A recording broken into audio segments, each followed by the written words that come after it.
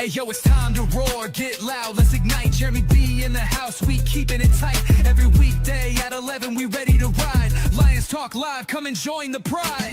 Waking up early, it's that morning grind. Tune in to the show, leave the troubles behind. Jeremy B's the king, with the voice like thunder. Every word he spits, it's a lyrical wonder. Got the lions around, sharp and fierce. When we hear one pride, you can't help but feel your heart pierce. Talking all the topics, keep it real, keep it raw. With a Lions mentality, we're ready for the roar.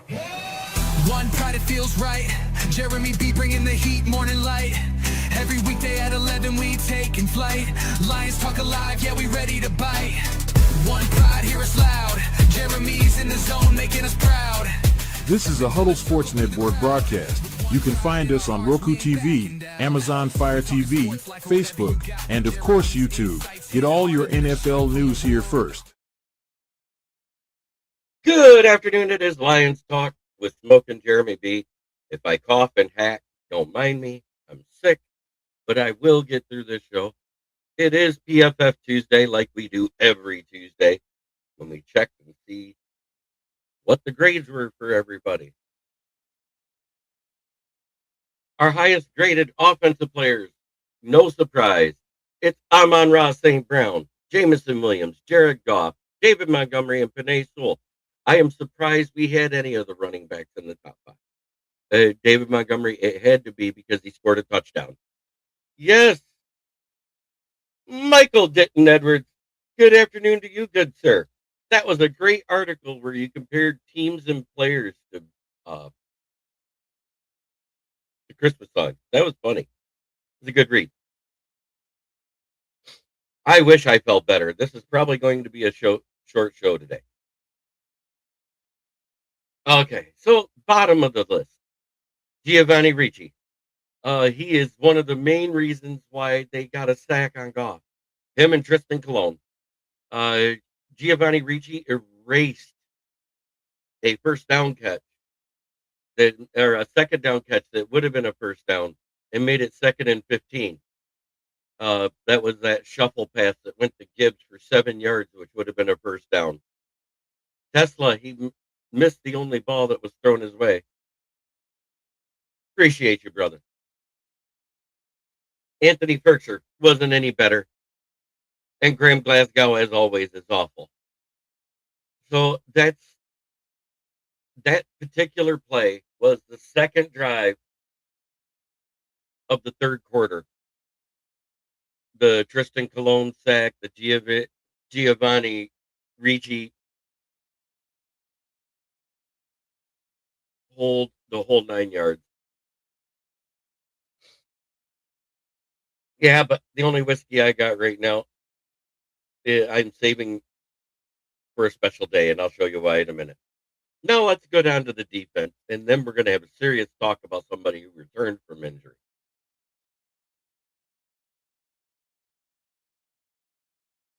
Aiden Hutchinson was number one with 89 and 7, with his 3 tackles, 2 solo, 1 sack, and 1 interception for 58 yards. Safety Avante Maddox was breaking up passes left and right in the backfield. Jack Campbell led the team, 14 total tackles.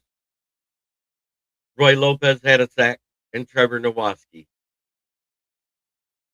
Now look down below. Rock Ya-Sin has been here, and he's a backup for a reason. So he had a bad game. That's to be expected. Aleem McNeil, Marcus Davenport. 2 guys that returned from injury that does absolutely nothing. Aleem's done nothing since the Buccaneers game. He's been awful. I've been calling this out, and it's a big reason why our defensive line is not able to do anything. Because the interior defensive line is not collapsing a pocket. It does not help your defensive ends. It makes the guards be able to trip out and chip and block with tight ends and running backs. Derek Barnes had a bad game. Not worried about him. Maybe he was tired. Who knows? DJ Reed, by far, since he returned from injury, has been our worst defensive player. Yes, he got a pick which sealed a game. Hallelujah. Thank you. But you know what? Other than that, he's been awful. He's been awful in coverage. He's been awful at tackling. Him and Malik Robertson has been getting beat like redheaded stepchild by double moves all season. And I wish we wouldn't have signed him to a 3-year contract. Because now it's going to cost us money to get rid of him next year. Not happy with this.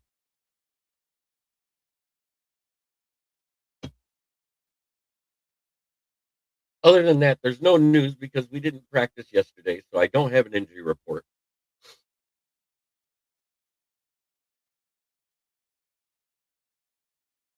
It's it's not good. But it's not good to feel like this.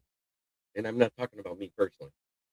Watching your team, watching players you acquired that you expected to be decent because they had decent numbers the year before, and they're awful. Um, at this point, I pray to God Demonte Cassie and Jalen Mills are a go this week. He was on the active roster, but a healthy scratch. You know who else I didn't see on there? I saw Tristan Colon. I didn't see Miles Frazier, nor did I see him on the field. I thought it was going to be more of a 50-50 split. I never saw him.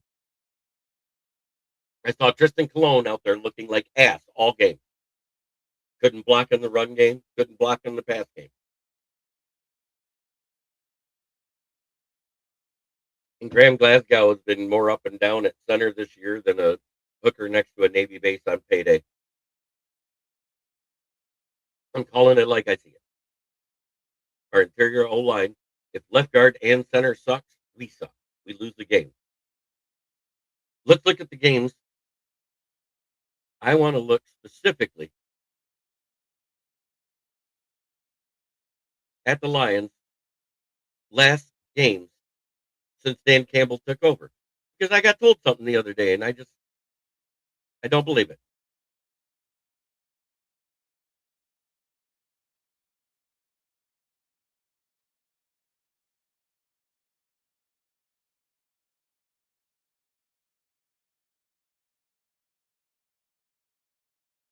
I just want to look at the previous game.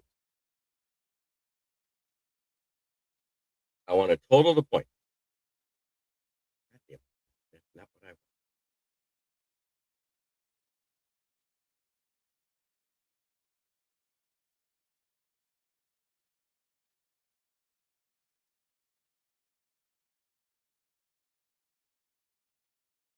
I want to see the full stat.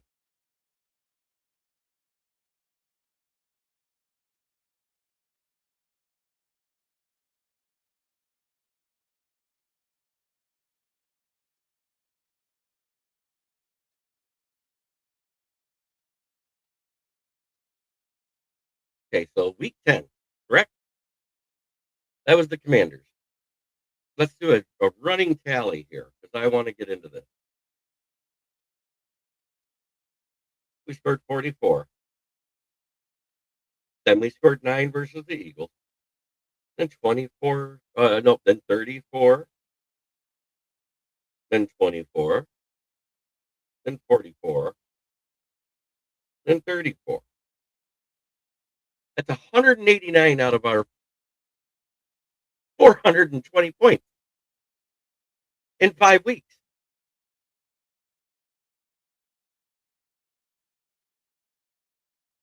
I agree. They are a beatable team. But I was told that, we've been ass on offense the entire time that Dan Campbell's been calling plays. We scored 44 points twice in wins. Now let's go back to prior to that. We scored 27 in a loss. We scored 52 in a win. We scored 38 in a win. We scored 34 in a win. We scored 37 in a win. We scored 17 in a loss. We scored 24 in a win. We scored 24 in a loss. So let's add those up because that's where I'm at. So 189, right? In 5 weeks. So 13.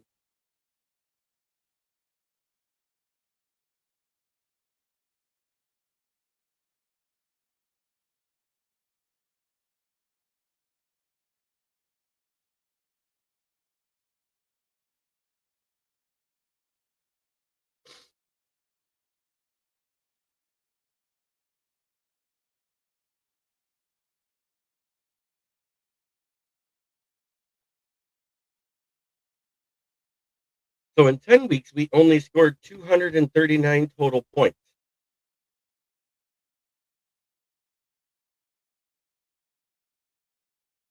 I don't know. That's a 50-point differential.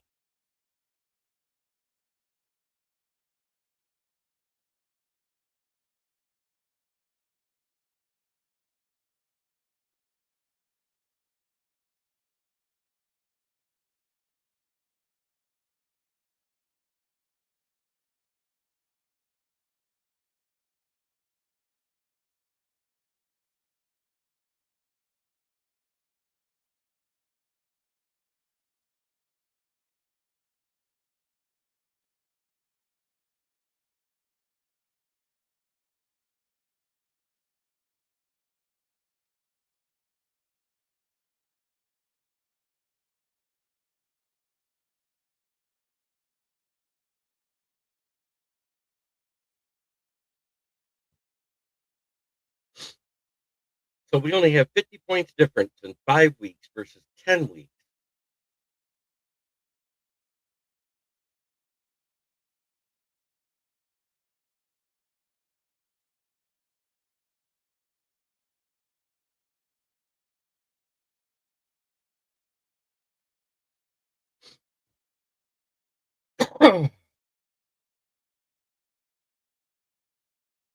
Yet all is not doom and gloom with me.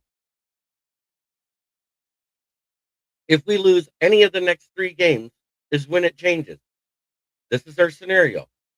We end up 11-6 right now. We still have a 14% chance to win the division and a 94 chance to make the playoff.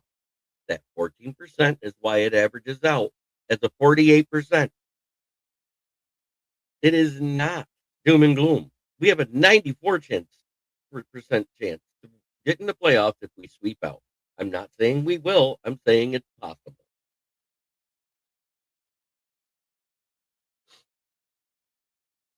Oh, other than being sick as a dog, I'm doing fine.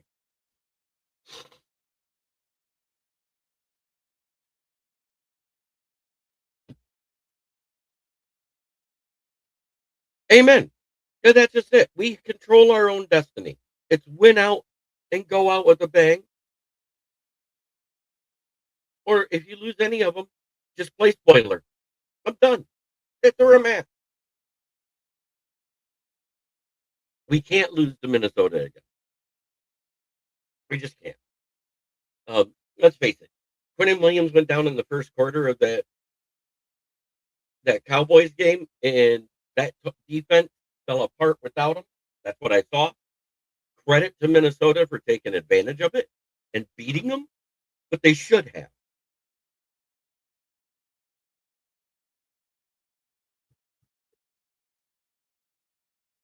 Credit to JJ McCarthy for not looking like Shaduki Sanders with a less than a 36.9 passer rating. I am not going to let that go. When a quarterback, whether a rookie or a vet, has a QBR lower than spiking the ball every damn play, they deserve to be called out.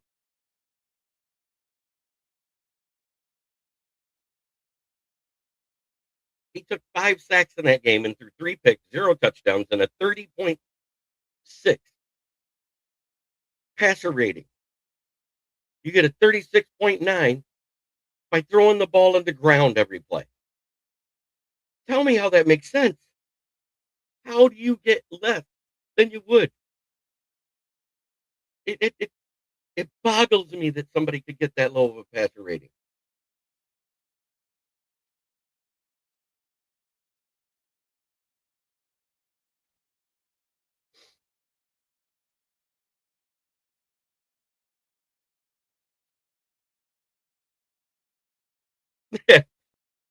Oh God.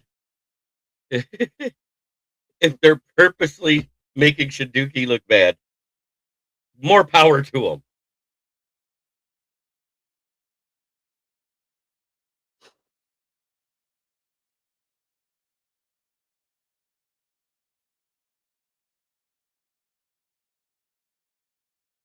I've never been in on Shador.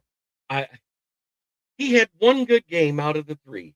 And the only reason why it was a good game is because he rushed for a touchdown. Oh, Robbie DeFeo, the voice of reason coming in behind me. Shador is sabotaging Shador. He's playing hero ball out there, just like he did in college, holding the ball too long, throwing deep downfield when no one's there. He did that in college against good teams.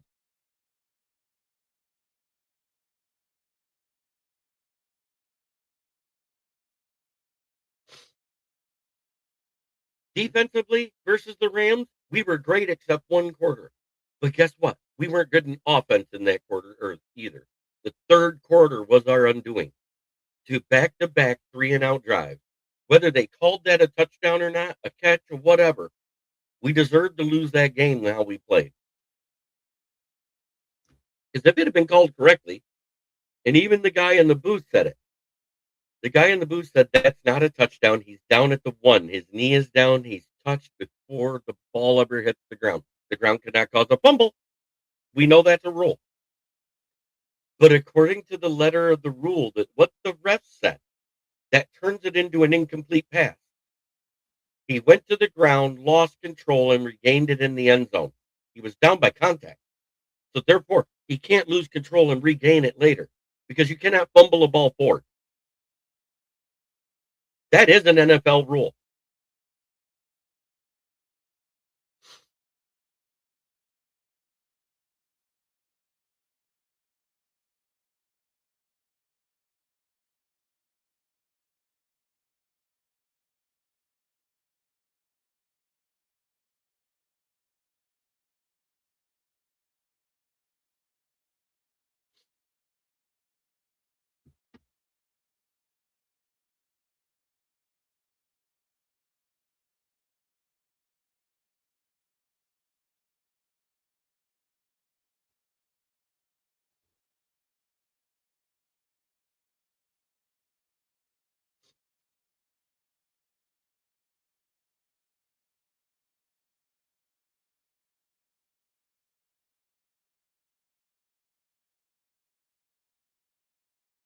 So I recently got picked up by Roundtable IO. I write also about the Jaguars and the Buccaneers, much to the chagrin of some of my Lions fans.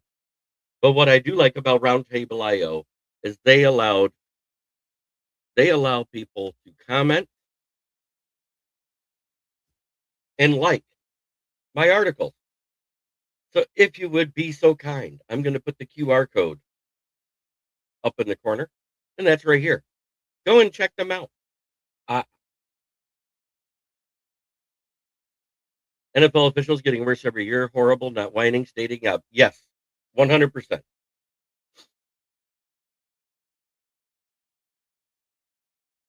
No, it's a combination of things that gets me sick in this weather. I get sinus infections every year, and it really, really catches up with me after a while. So it is what it is. I'm gonna have to get back to bundling up more, walking around more, doing more. I have to get off my ass. I got to work out the sweat whatever this is out. I get it every year. Drink more coffee, less pop.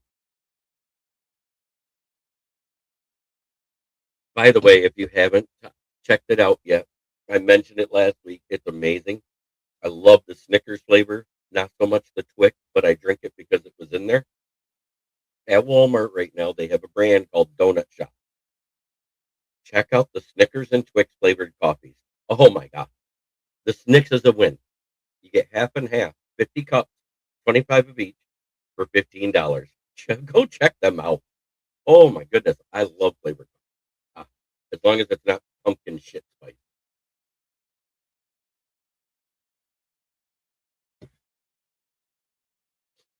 The Snickers, you can tell it's Snickers because you go, it's a bit nutty. But as Christmas comes around, make sure you celebrate with family and friends. Get in your truck, take it out there, take it to them.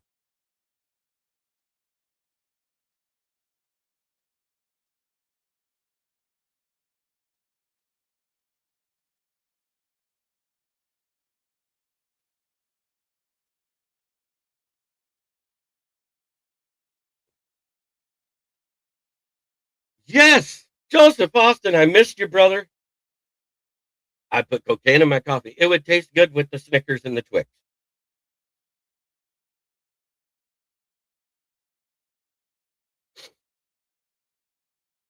Yes. Oh, it's amazing, Ricky. I love it. Uh, the Twix one, the caramel is a little overpowering. You can't really taste the cookie or the chocolate, so I add chocolate syrup. It makes it taste better.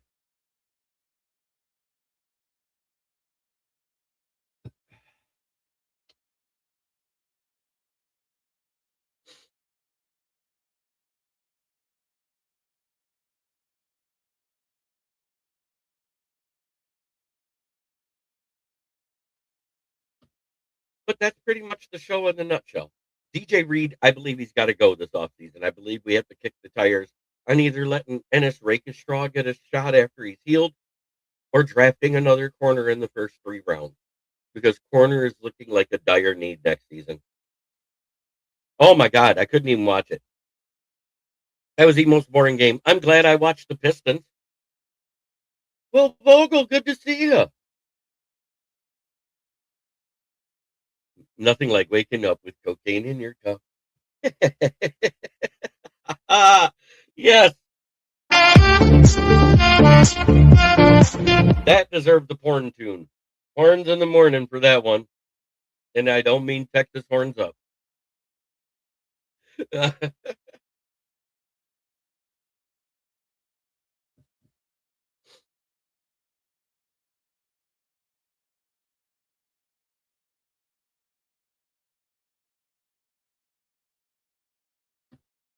I want to thank each and every one of you. Agree, the Pistons are exciting as hell. Hell, they were when I turned it on, they were down 41 to 20 something. And they went on or 39 to whatever in the 20s. And they went on a 14-2 run. My first two choices for me are Kalen DeBoer out of Alabama or the guy down there in Notre Dame. And the only reason why I think we got a shot at getting the guy at Notre Dame is because Notre Dame is going to be froze out of schedules by multiple Power Five conference schools, which will make it so they don't have the RPI to ever get in the CFP again as an independent. The smartest thing that Notre Dame could do, and yes, I call him Notre Dame, is to break off from the ACC and go Power Five. That's the only way they're going to save themselves. And share that NBC revenue with the rest of whatever division they end up in or conference, whatever you want to call it.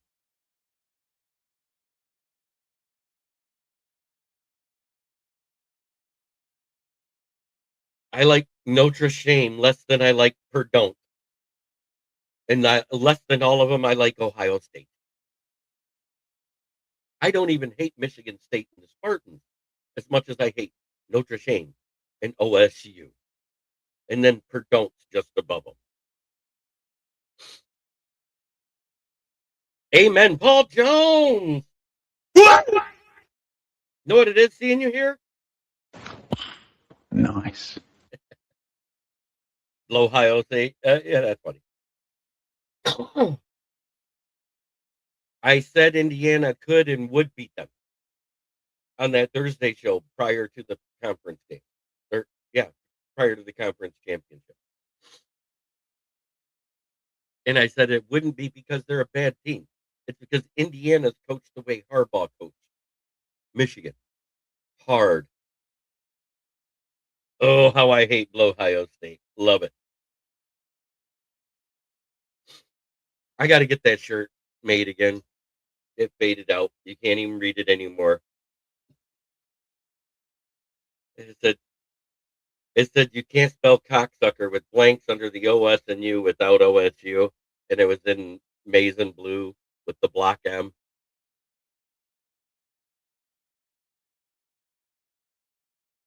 Signetti just got an extension.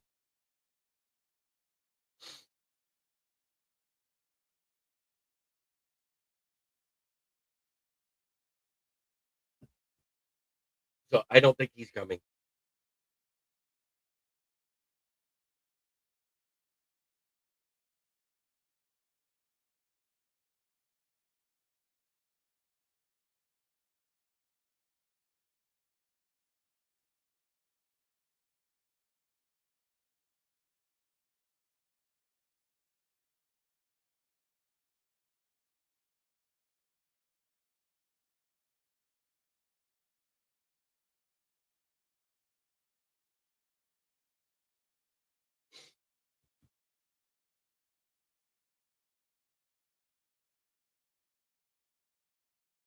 The other one I'm thinking is possibly Jed Fish.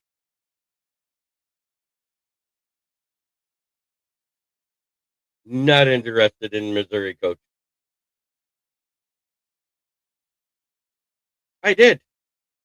Uh, but there's more fire to the Dillingham thing because Underwood actually followed him.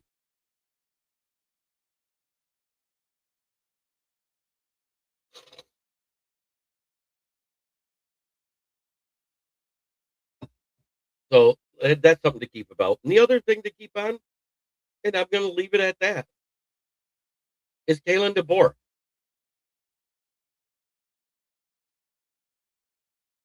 It is true. 9 penalties against in the losses.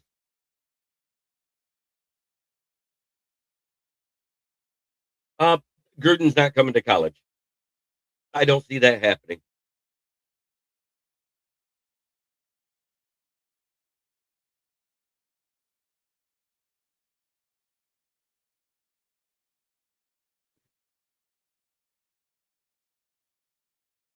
Yes, he did. I want Dillingham DeBoer or Jed Fish. Personally, the only reason why I want Jed Fish is because of his ties to the team before any of the whole cheating and scandalous shit came out in 2015 and 16.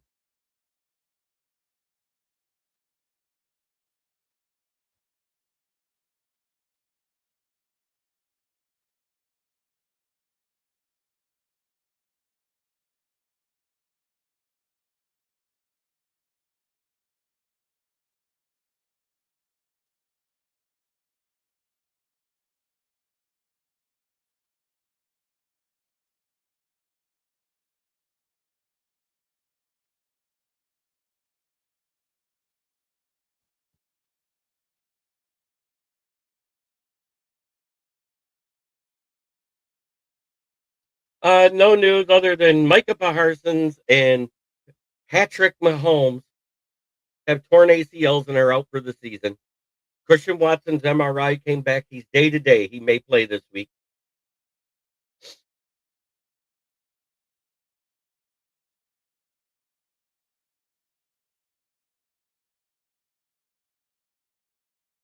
It is good to see you, Fred. It is good to see you, Ricky. It's good to see you, Nick. I love great conversation. This is awesome. It makes me want to keep going, even though I'm sick as a dog and feel like I've been shot at and missed, but shit at and hit.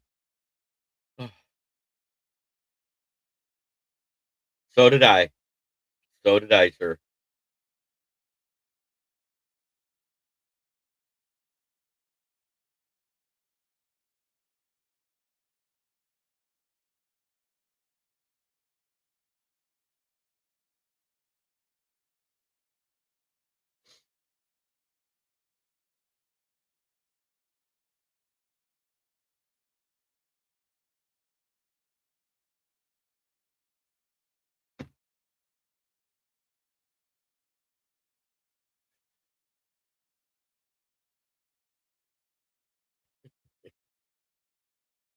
Yes, it is good to see my friends in here chatting. In a half hour, we were at over 40 comments. We have a couple likes on Facebook.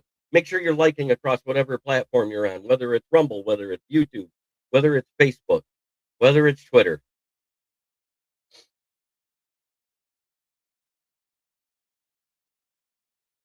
I think somebody transferred the Flint water system to them.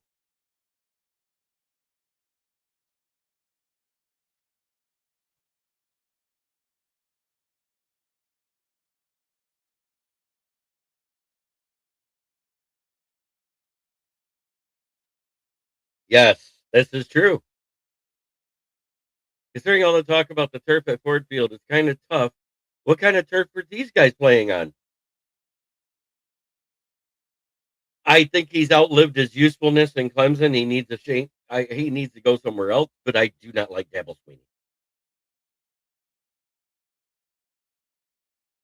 He was only great 1 year, and it was with Trevor Lawrence.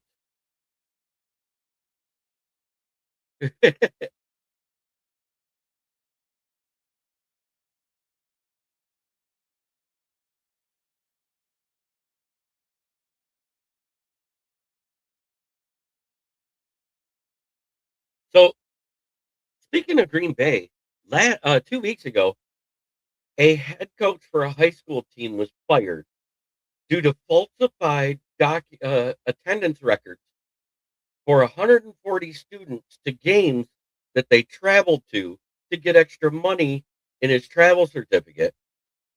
He also falsified attendance records to get students better grades. Students that wouldn't have been able to, there was at least three of them. I, belo- I, but Watson wasn't great either. Yeah, I the game passed him on. That's my point with Dabble Sweeney. Say what you want. Without Isaiah Simmons and Trevor Lawrence there and Trevor Etienne, he's done jack shit. He's been the best team in a bad division until Miami decided to rear their ugly head and be good again.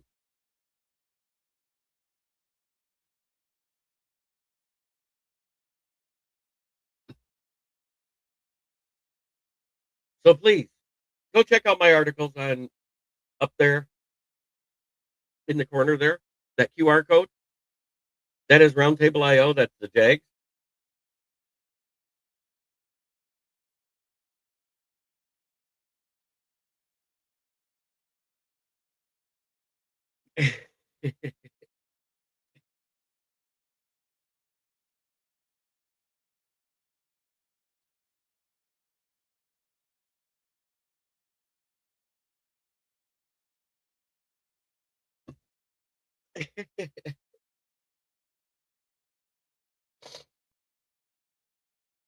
That is a proactive coach. Yes.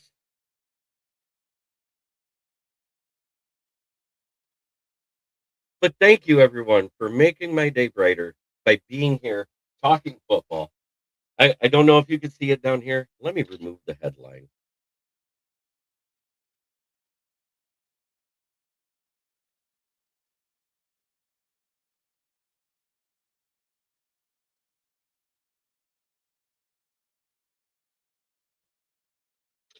But that is the 1994 Lions struck on the. Oh, God, no. There's two coaches I absolutely do not want. That's one of them. And the other one is Dabble Sweeney. I do not want either one of them here. But it is that time to do the division rankings again because it's fun. And I know how much you guys love it.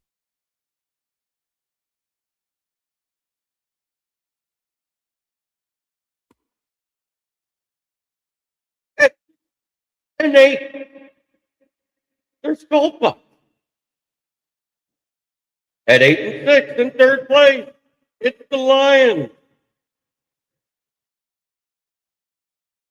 In second place at 9-4-1, it's FT. Heck. And in first place at 10-4, it's Buck. Now Bears. And just because they're still at 6-8 and in the basement.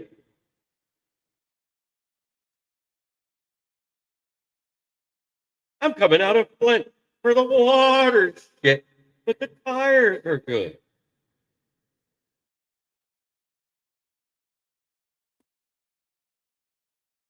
Thank you so much for watching, everybody. I absolutely don't want Brian Kelly, even though he has ties to Underwood High Pass. But Kalen DeBoer, the only reason why this one is interesting to me, and I think there's a bigger chance than people realize, his daughter, because they're from University of Washington before he went to Alabama. Remember, he was the Washington coach there. You know, the one that made everything happen out there. He actually has a daughter that stayed at Washington when he transferred, when he took the job at Alabama. She is a Washington softball player in her sophomore or junior year. She unfollowed the entire team and then followed the Michigan softball team. And I'm not saying that a daughter's playing has anything to do with her father's coaching career, but that's an interesting thing to keep an eye on.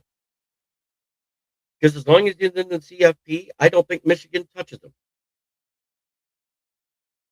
Because right now, with all the crap going on with Michigan and the AD and Sharon Moore and everything else, they don't need any more taint or stank on them. So let's see what happens. But try every day to be a better person than you were the day before. That's the only way to make the world a better place. It starts right here. Much love to everybody in the chat. Hey, I can say one thing. Chicago, Minnesota, and Detroit, we all did something the Green Bay Packers couldn't do. We beat the Cowboys. Have a great day, everybody.